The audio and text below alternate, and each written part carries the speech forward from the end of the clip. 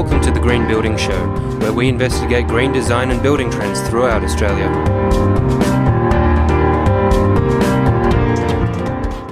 August is all about costs on the Green Building Show.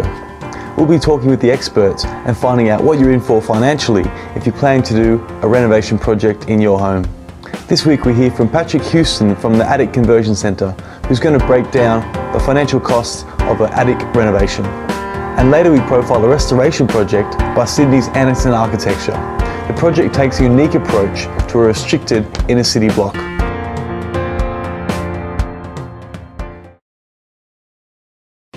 Well, I'm here today with Patrick Houston. He's the director of the Attic Conversion Centre in Willoughby. Thanks for being with us. You're welcome. So we're talking today about converting the attic in your own home. So what options are there available to the consumer in terms of attic conversion? Well, I think there's a lot of opportunities there. Physically, obviously, firstly, you would have to have a pitched roof. And when you have a pitched roof, then it depends whether you live in a terrace or a freestanding bungalow. But if you live in a terrace, we can develop that attic, I beg your pardon, into a third bedroom or a third area. If you look at Paddington, for example, there's a lot of attics in basically all over Paddington, and they're mostly in terraces. If you start to look at the suburbs like Annandale or Alexandria and stuff, with the more freestanding cottages. So you have got the opportunity to work within the roof itself by using roof windows, which is the cheapest way to do it. And normally, if you sort of think about you have a 2-bedroom house and should you build the attic or should you not build the attic, the answer would be do it, because it's giving you a stepping stone to your next property, because that house will change from a 2-bedroom visually to a 3-bedroom. Right, okay, so I find it interesting you say it's going to be a stepping stone to your next property, so it is going to increase the sellability of the home. Correct. I guess how much can it potentially add value to the home? Well, it would differ from suburb to suburb, but for example, if you're in Canterbury, it mightn't be the same as if it was in Manly, or Bondi might be different from the North Shore. So it does differ, but generally speaking, I think a good indicator from all clients is to look at what the home unit market is around your area, and you would find that physically that there would be advertising a 2-bedroom unit at a certain figure and a 3-bedroom unit at another figure. And the difference is generally between $80,000 and $150,000. So that's actually what you can potentially gain by building the attic. And I think with building the attic, because it's adding value, it is positive money moving forward, giving you a 3-bedroom house, as opposed to a lot of people, and I know there's a lot of renovating shows on at the moment and people want to knock down things and pull things apart. You're really only getting back about half or a third of what you put into it. Mm-hmm. Because the next person who comes along may not love your kitchen and may say that's the first thing has to go, right? And you've just spent $40,000, $50,000 on a new kitchen with all your appliances, but it's not what the new owner wants. So it comes down to rooms every time, bedrooms every time is what people are after. And that's why when you put your house on the market, the first thing the real estate agent will ask is how many bedrooms. And I guess there's two options in terms of the attic conversion. You can either go with a room or with a storage. So I guess is your advice if you want to get the maximum value add up to the $150,000 mark, you're going to have to go with a bedroom. You can't do storage. Correct. Storage is a good first step if there's not much money around, because you can get into the storage with a fold-up ladder and some flooring, and it is useful.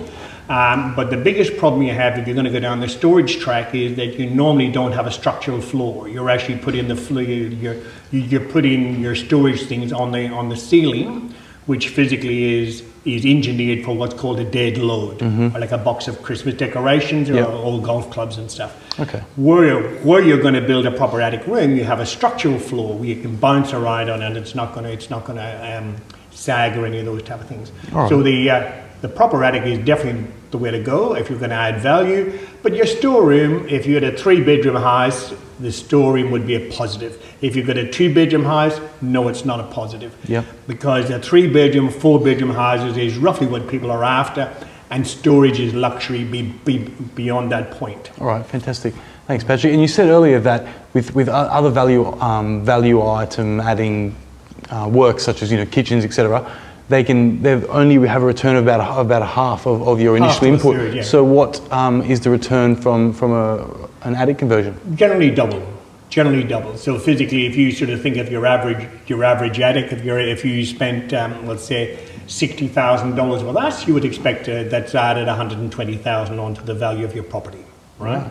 So that's just a rule of thumb, because when you get down to the nitty gritty of what everybody wants, and everybody wants something different. We do en-suites in the attic, we do en-suites, we do inverted balconies, we do lots of different things to the attic. Sometimes we rip out part of the ceiling to give a mezzanine look, and this just goes on and on and on, and it just doesn't stop. There's a million options out there. So if you spend $60,000 on your attic, you're going to make $60,000 profit. Yes. All right, fantastic. Okay, and I mean, and it says, you know, in terms of what is the cost structure? I guess what is the most cost-intensive aspect of the attic conversion? It will be on the fixtures and fittings. Generally speaking, we like banks of windows. Like if you're going to do an in-roof conversion where you have the big triangle, we might use 3 or 4 Velux windows, which are physically, and we would put them end to end, so we have a lovely bank of them. So we have like a glass ceiling, if you like. And those retail for roughly $1,000 each. So they were on that one little program. We probably spent $4,500, including labour. Then the next issue is the staircase. Can we put a normal staircase in? Do we have to use a spiral staircase? And what location will it be? Because we never want to lose a room downstairs to put a room upstairs.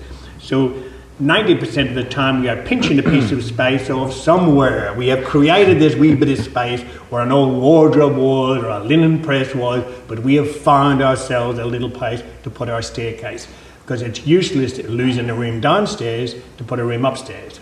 So we're looking at that value of adding 2 bedrooms.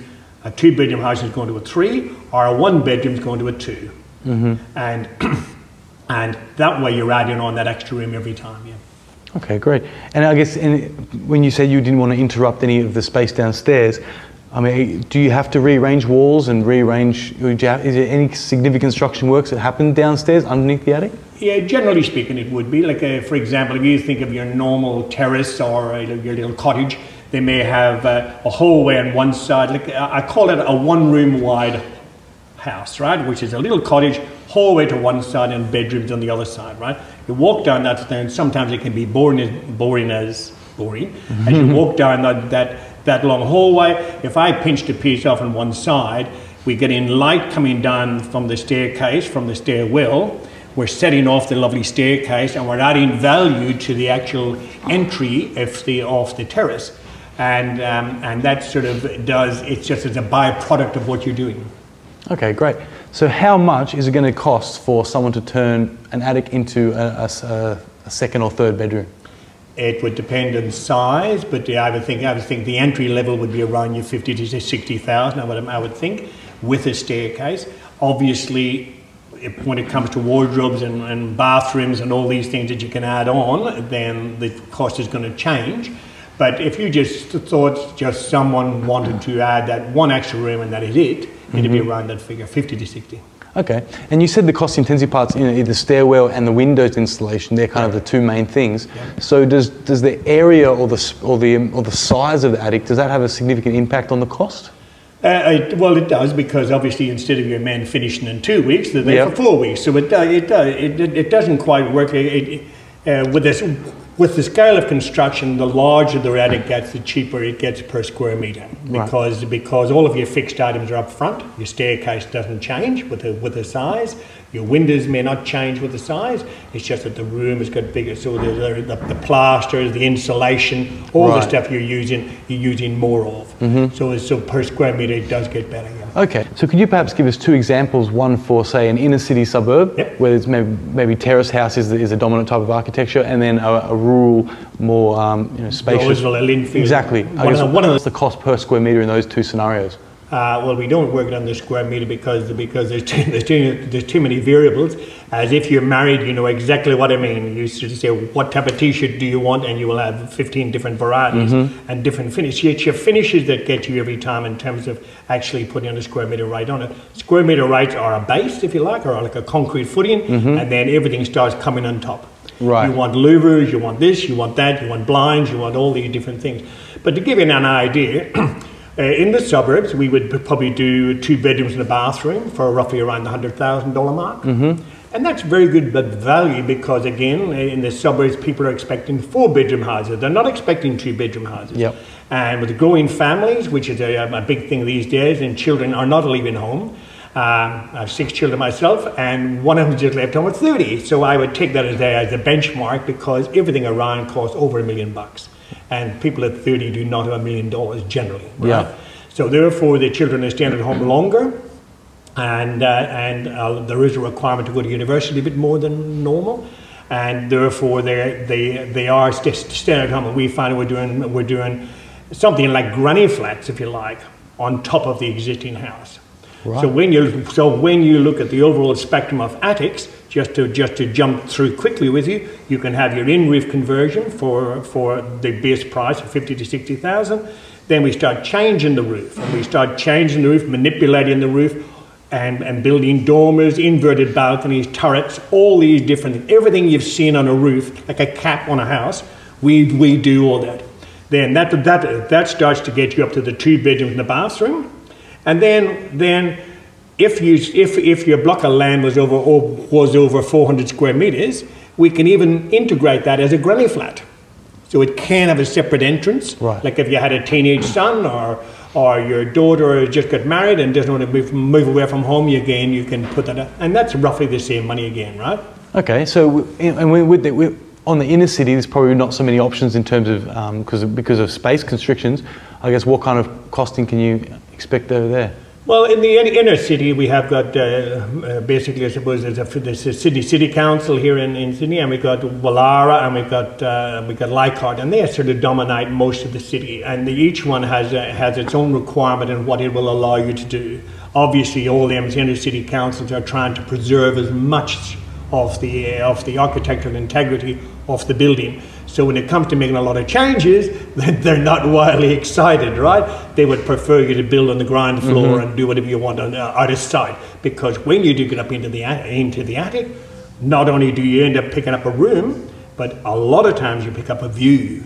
And the view itself can actually add more value than what the room would. Patrick Houston, thank you for your time. You're welcome.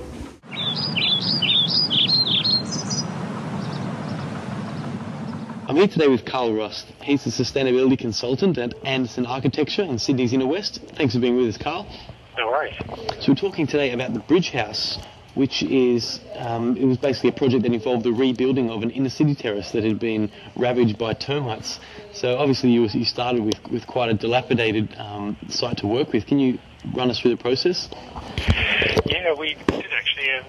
As usual, we tried to retain as much of the original structure as possible, particularly the front actual terrace. There'd been a sort of dilapidated renovation out the back, but the place was so run down we ended up replacing all of the floors with existing first floor framing as well. We ended up retaining as much as we could and then put a 2-story addition out the back. Fantastic. And it says here in the description that I'm reading, it says that above the kitchen there's a bridge that travels through a double space height connecting the rear with the ensuite or the external rear part of the house with the front part of the house. Can you explain that a little bit? How the design is actually set out? Yeah, right, okay, that's an interesting part. It's a funny shaped site and it's only about sort of 2.5 metres wide in the middle. It sort of tapers into the centre, then spreads out again. And in that narrowest part of the site where we've located the kitchen, there's the neighbouring first floor terrace, and they didn't want to lose views, so we had to lower the roof height and keep lowering the roof height to get through DA. And in the end, we've got 2 floors in a approximately 4 metre high zone. So what we had to do was to make it possible to walk above the kitchen, to get from the old to the new part of the house, was suspend a bridge from steel framing in the roof and have a glass roof above. So there's actually a physical bridge above the kitchen. Wow. And you'll see in the photo there, you actually see the underside of the bridge boards. Yes. Oh, that is fantastic. So, so site restrictions and site size were 2 challenges for this project. Absolutely.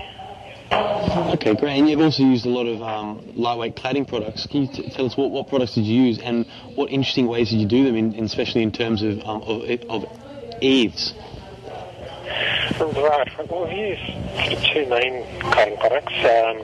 We use Sky-on Axon, the vertical grooves, for the main bulk of the building, and then for the section that faces a neighbour, sort of a pop-out box, that's a rendered fibre cement glue board product, and that's so it matches the neighbour's wall on the other side, so it's sort of a bit of a concession to the neighbour. Mm-hmm. And just to keep things simple and clean lines, we've used a 20mm sheet of compressed fibre cement for the eaves over a frameless sort of corner window, and that's supported by fabricated steel brackets above. So it's nice and thin and small. Fantastic. Carl Ross, thank you for your time.